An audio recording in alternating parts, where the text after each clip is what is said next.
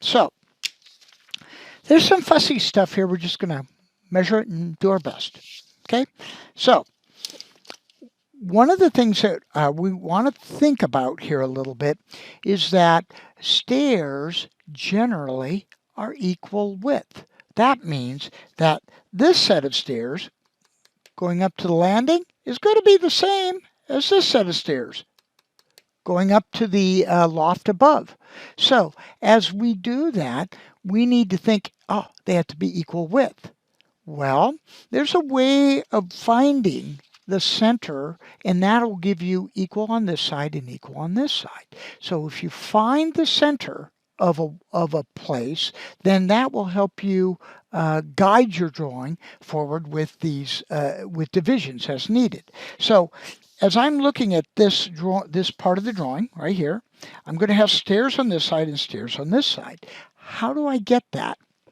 Okay, so what I'm going to do is I'm going to find the middle because, as I mentioned, they have to be equal width. People don't like changes in stairs. When you're going down or coming up, you like them to be consistent. So and the code likes that too, by the way.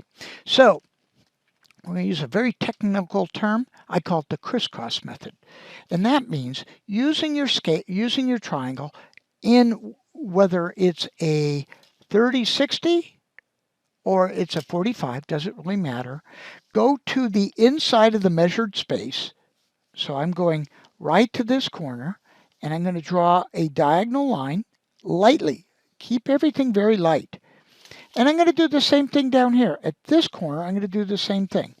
So as I draw that line, I'm coming on a 45. Now, where that line intersects that line, that's the middle. Every single time. A regular shaped object where the measurements and angles are the same will give you a center point. And we're going to see this all semester long.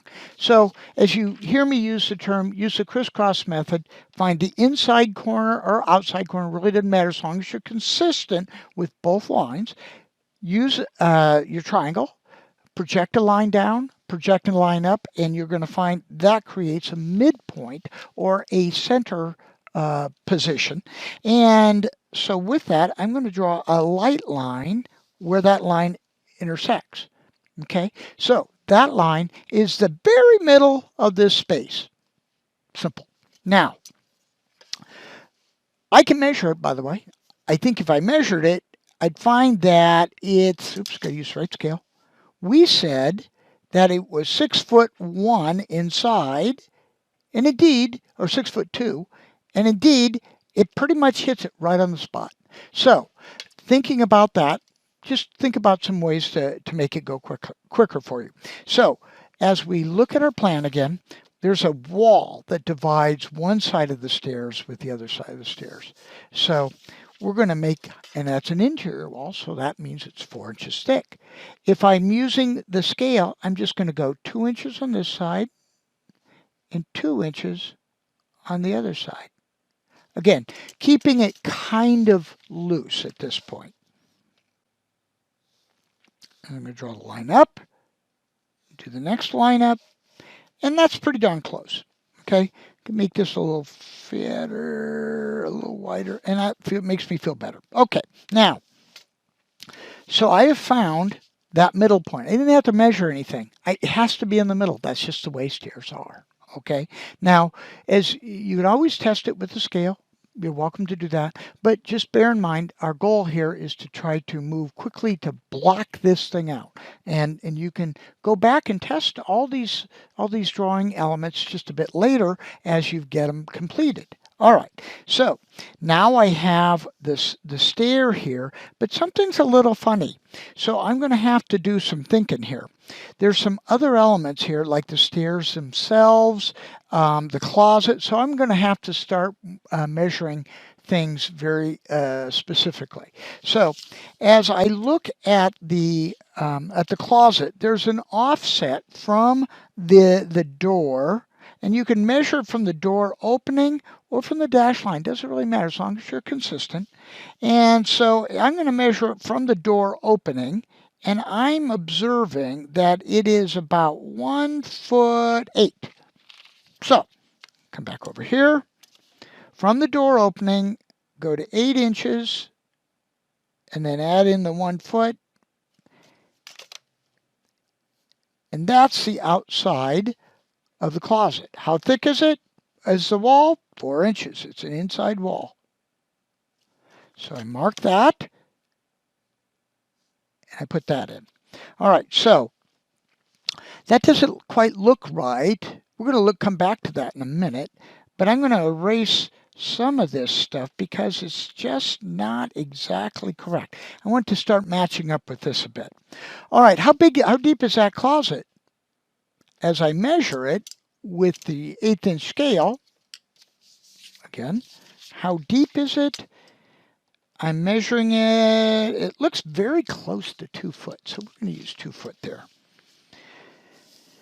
So at 2 feet, here's 1 foot, 0, 1, 2. So I'm going to mark that. And the back of that wall is another 4 inches. So there we go. So that's the closet that occurs under the stair, and it has a bifold door. That means it's not a regular swing door, it kind of collapses accordion style on itself. So we're going to go ahead and give ourselves, I'm going to say, I'd give yourself 2 or 3 inches on each side of the interior wall to put in a jamb. So I'm going to say, let's just do 2. Do 2. Put in another 2 here. Okay. So now I've got 2 and 2. There's my opening. Now, the bifold, you can do it a couple different ways. The book shows kind of one door kind of vertical and the other one coming off, or you can put them at an angle. I think we showed them kind of on an angle here. Kind of looks like a 45, so I'm going to keep my 45. If you want to make it at a smaller angle, that's okay.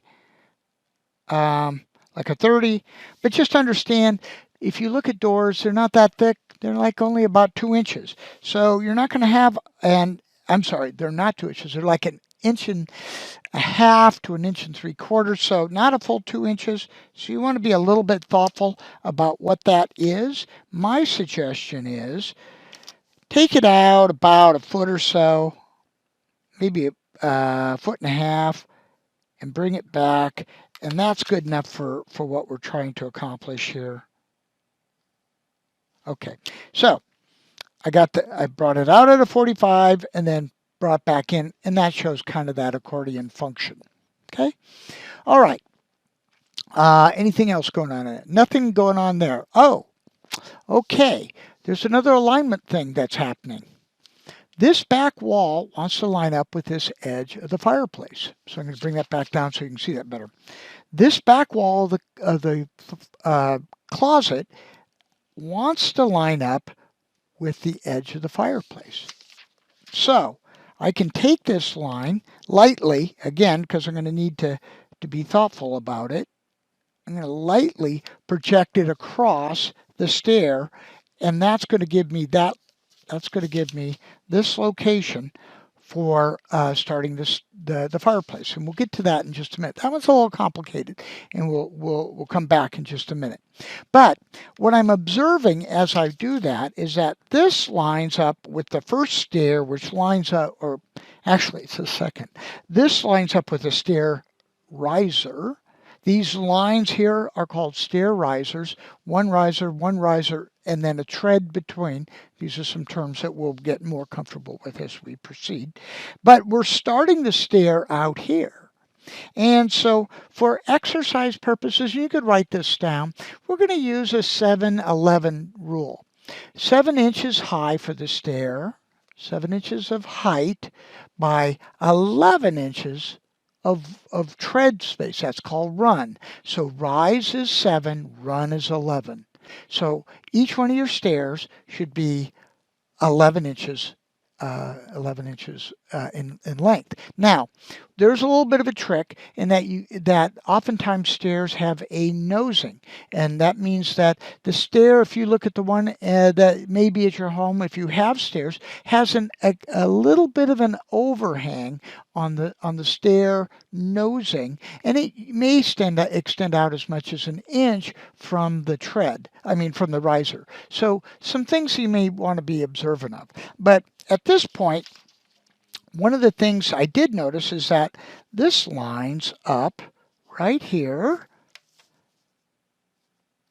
Oops, right there. That stair is that stair riser right there. So over here, the stairs are going to go up. We're going to end up with We're going to end up with 1, 2, 3, 4, 5, 6, 7 risers. Okay. So you can measure those and put them in at 11 inches if you'd like. And I would start, I'd start this way and go, if you want to use that method, then you would be very precise and mark just under a foot. And that's where that is.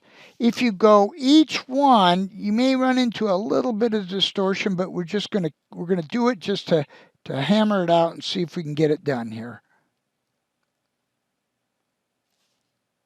Okay, so as we get a little bit closer, I think we got that 1, 2, 3, 4, 5, 6. We're missing one. Where did it go? Let's measure ourselves here. Oh, I see. It actually scales closer to 10 because of the 1 inch. So we're going to come back and fix that a bit here. Okay, try that again here. We'll try 10 instead of 11. See how it gets really fussy in these scales? Just the way it works. Okay, so we're going to go 10 now. It's a little bit smaller than the one before.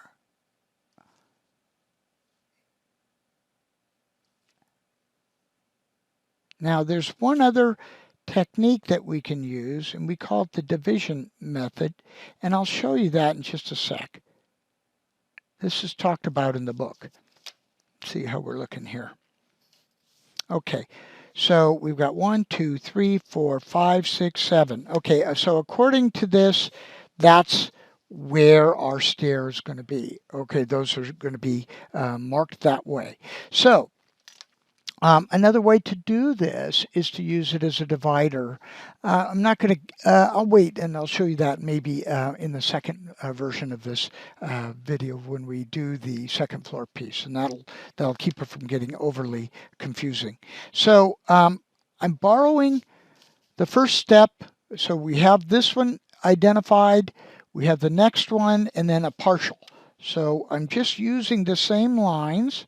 And then I'm going to stop right there. And then I'm going to finish by putting in all my stairs. Now, one of the things that happens here is that stair becomes the hearth of the fireplace. So if you line that up and continue it around, that's going to be that piece there. So this is actually going to extend up here a bit. And we're going to fix that up in just a bit. So we'll just put our break line in here for the time being.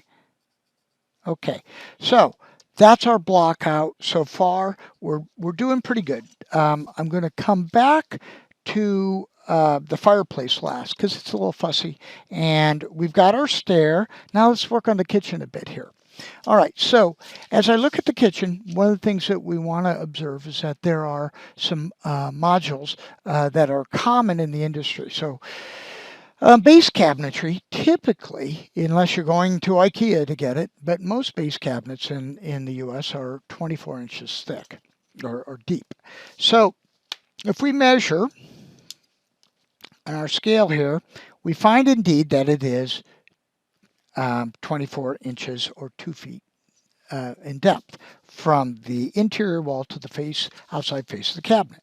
So I can come back over here and I can mark that and go 2 feet over and give myself a line all the way across the length of the kitchen cabinetry here. So I've drawn it from this wall to this wall.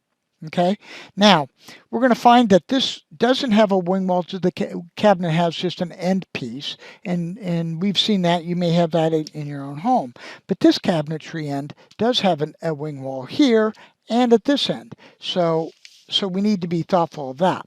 How do we find that? So there's a pantry piece of kitchen or of cabinetry here, and it's 12 inches thick or deep. So we'll come to that in a minute. I'm going to focus mostly on the opening here and the opening here now. So let's start with the one nearest the washroom. I'm just going to measure that. And what I got from my measurement is 3 foot 6 inches. So I'm going to measure 3 feet 6 inches. There we go. Then I'm going, and so that represents where that wall is, okay? That's the opening right here. Let's put that in the same direction. Okay, so that opening is that opening. Now I'm going to find this opening. So I'm going to measure from the end side of the end wall over to the opening edge. So using my 1/8 inch scale, it looks like it's pretty darn close to 5 feet. Yep, looks like 5 feet. So I'm going to measure over here, take it to 5 feet, and mark it. And I can start to erase some of that. Okay, so that's that wall and that wall. Now I just have to get this wall. How thick are the walls inside? 4 inches. So I'm just going to come back, mark it, and it's going to align, that end wall is going to align with that end wall. So I've already found where that is. I'm simply going to make a little mark here, extend my line over. That lines up with that. That's the 3 foot 6 inches across there. And now I have a piece of cabinetry. It's a pantry element, like a set of high cabinets that go floor to ceiling, basically, or soffit above down to the floor line. And they're 12 inches deep. So we're just going to put in a 12-inch deep pantry element. And where does it start? Just a hair, maybe an inch, in from the end wall. So there's that. Come in, let's measure it. Let's be a little bit more precise. 1 inch. And I'm going to extend out 1 foot, and there's my 1 foot mark. Okay. So far, so good. It went pretty quick. So, is there more to do? Yeah, there's more detail to put in, but we've got the forms. Next, we're going to come back and do the, let's go ahead and do the fireplace. It's a little fussy, but you're going to have to follow with me here. Now, what I want you to observe is that this wall and this wall are the same. They are the same depth, and they have the same kind of wraparound shape. That means that the firebox, this is where the fire goes inside the chimney. That firebox has a little offset, then has an angle, then has the back of the firebox, and then that same angle in the opposite direction, and that little offset again. And so if you measure in from this element, what I'm going to do here is I'm going to measure the total width of the thing to get a sense of what it is. And what I'm picking up, if I went from outside to outside, I'm just under 4 foot 6. So I'm going to use 4 foot 6. Seems okay to me. And I'll give you that. All right, so remember this wall was the continuation, not continuation, was the alignment of the fireplace wall and the back of that closet. So we're going to use that as our measuring point for the 4 foot 6. So we got 4 foot 6, we go 4 foot, 3, 2, 1, 0 plus 6 inches. We mark it. Okay. And how deep is it? Well, let's measure that. So now some people, I'm going to just share with you, many students, instead of doing it this way, they like to do all their measurements at one time. That works. If it works for you, that's fine with me. I tend to want to know what the measurement was as I'm drawing it. So down the road, it's like, oh, where was that too? If I draw it as soon as I measure it, usually tends to be more correct than if I go back later and go, not certain. So I'm going to measure this, and I'm going to say the depth is from the inside wall to the outside face of the fireplace is going to be, looks like about 2'2", give or take. So we're going to use that. I'm going to just say at 1/8 inch scale, it's just a little fussy, like I said, and it's hard to get it as precise as you'd like it to be. Okay, so that's 2'2". So the general shape of the chimney / fireplace base is 2 foot by 4'6". Now, one of the things that we can measure here is this face here to here is going to be the same as that width. So those two pieces are going to be the same width. So I'm going to measure this, and it looks like about a foot, and I'm going to say it's a foot. Just to keep life a little easier for me, I'm going to come in here and I'm going to make that 12 inches. And I'm going to do the same thing on the other side, 12 inches. All right, I'm going to make a note here, just make a small mark. Okay, so now what we have to do is we have to figure out just how far these parts are, and you're just going to have to measure. I'm going to go ahead and say, just by adding a line in here, that at 1/8 inch, at 1/8 inch, it's 18 inches to the back from the face to the back of the firebox is 18 inches. They might usually are about 20 to 22, but 18 is fine for this design. Okay. So there's the back of the box. Now I have to throw some thicknesses in, so I'm going to go ahead and add in those real quick and keep them light. And I still have those angles, and you'll see how I do that in just a minute. Okay.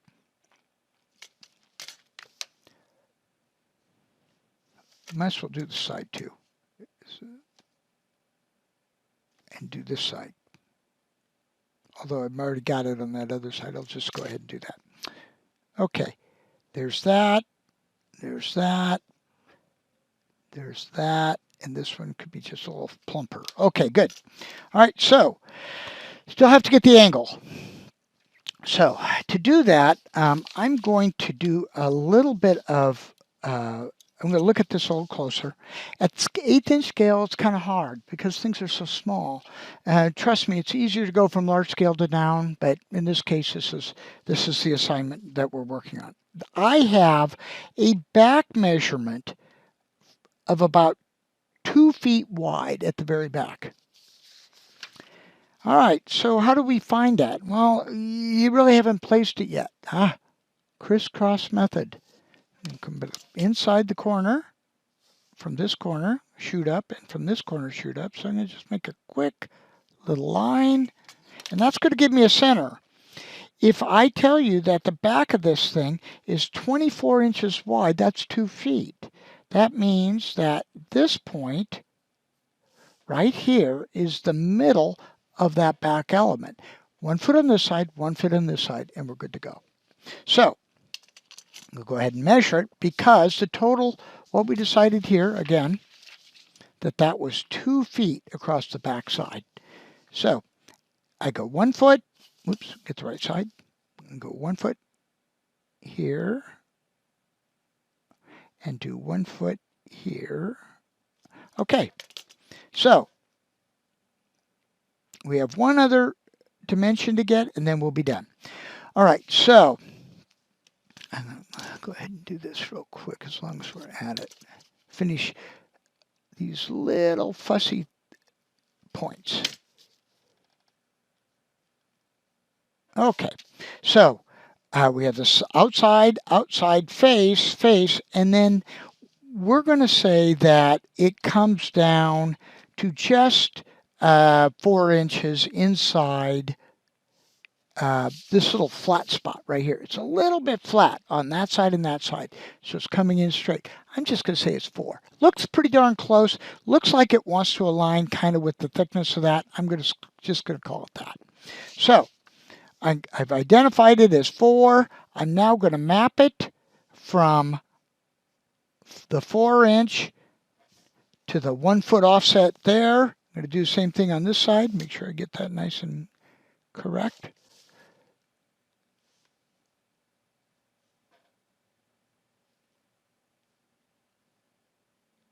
Okay, so, and how thick is it? 4 inches. So we're going to do the back walls here and get them all put in, and then I'm going to start erasing and you'll see what I did. And I'll make it a little darker so you can see it. It's one of those things that is a bit challenging. Oops.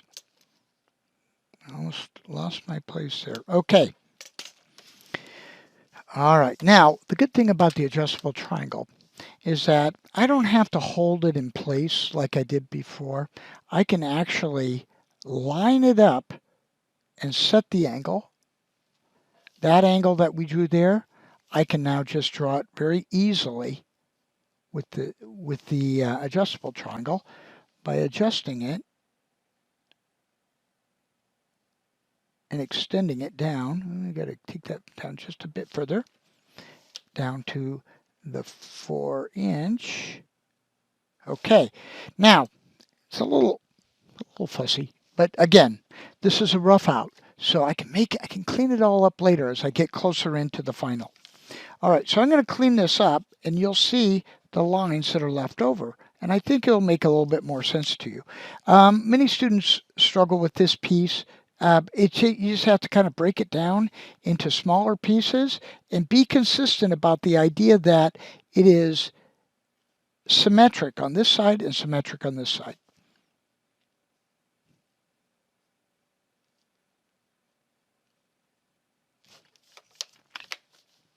I got to get that squared off. Okay, get that squared off too.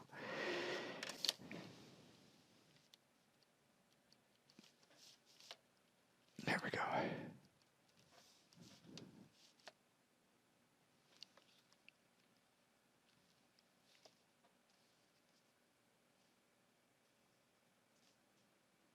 Okay. All right. So I've mapped this out. And what I'm going to do is I'm going to, you've seen where everything is. You see the method that we're using. And I'm going to come back with another rough out so you can see it. I don't want to spend much more time with this. I think I have mapped out everything that is on this element here except the exterior windows, and you can measure those and place them. You know where the openings are. Just measure from the corners and that'll get you there. And then I'll come back and we'll work on this piece in the next short installment. So I will be back in just a bit with the next piece and we'll finish this drawing out. Thank you very much and we'll see you soon.